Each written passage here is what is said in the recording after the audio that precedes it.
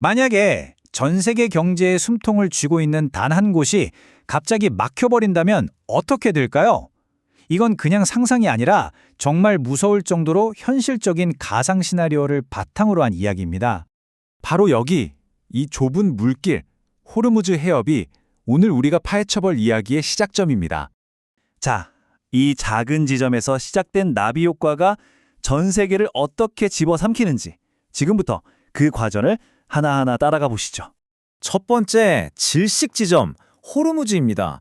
왜 이곳이 그토록 중요한지 그 전략적인 가치부터 한번 짚고 넘어가야겠죠. 여기서부터 양측의 셈법이 완전히 갈립니다. 이란 입장에선 뭐 버티면 그만이에요. 시간은 자기들 편이니까요. 근데 미국과 동맹국들은 상황이 완전 다릅니다.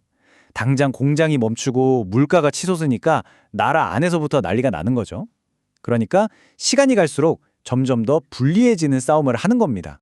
그리고 바로 이 지점에서 위기의 성격이 확 바뀝니다. 처음에는 기름값 너무 비싸 이랬는데 이젠 그게 아니에요. 아예 원자재 자체를 구할 수가 없는 있고 없고의 문제가 돼버린 거죠. 이게 진짜 무서운 겁니다. 자, 그럼 이 작은 충격이 어떻게 전 세계로 퍼져나가는지 그 전형 과정을 한번 들여다볼까요? 이 타임라인 한번 보세요. 정말 순식간입니다.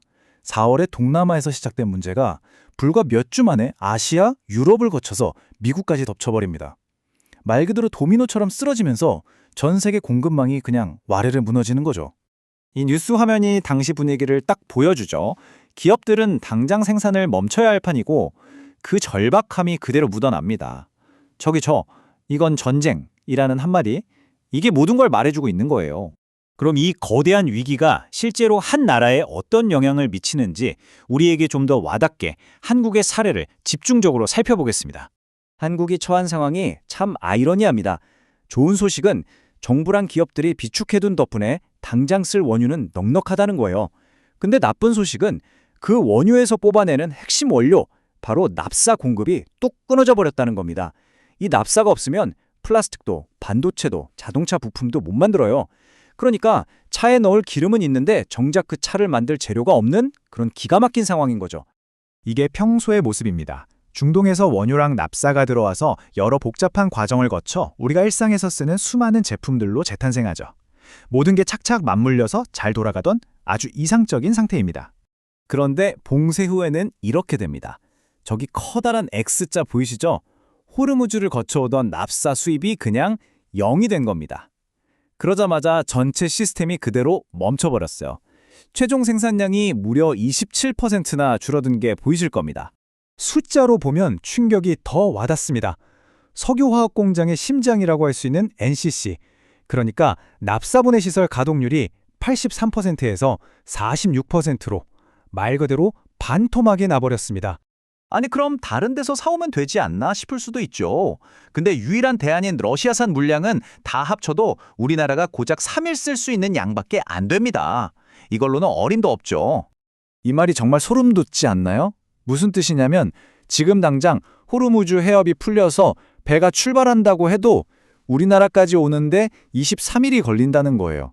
그러니까 우리가 큰일 났다라고 느끼는 그 순간에는 이미 미래의 재앙이 시작된 지 한참 지났다는 거죠. 그럼 이제 봉쇄가 풀리면 모든 게 괜찮아질까요? 위기가 끝난 뒤에도 남겨지는 이 긴 그림자에 대해 이야기해 보겠습니다. 자, 드디어 정전이 선언됐습니다. 이제 위기는 끝난 거겠죠? 안타깝게도 그게 아닙니다.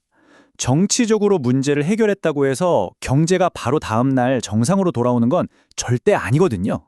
왜 그런지 이 타임라인이 잘 보여줍니다. 배가 다시 움직이기 시작해도 우리나라 공장까지 원료가 제대로 공급되는데 75일, 해외 고객에게 제품을 보내는 건 최대 105일까지 걸려요. 원유를 싣고 정제하고 제품을 만들고 다시 배송하는 이 모든 과정이 정상화되려면 이렇게나 긴 시간이 필요한 겁니다. 실제 업계 최고 책임자의 말을 들어보면 더 확실해지죠.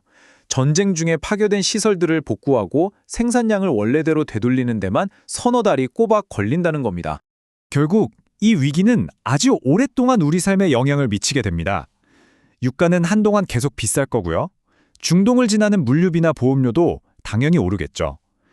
그리고 전 세계 국가들이 바닥난 비축률을 다시 채우려고 경쟁할 거고, 이참에 아예 에너지 자립을 해야 한다는 목소리가 커질 겁니다.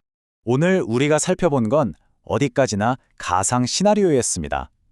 하지만 이 이야기는 지금 우리가 사는 세상이 얼마나 아슬아슬한 균형 위에 서 있는지, 그 공급망이 얼마나 취약한지를 너무나 명확하게 보여주죠. 만약 다음번 위기가 가상이 아니라 현실이 된다면 우리는 과연 괜찮을까요? 한 번쯤 깊이 생각해 볼 문제입니다.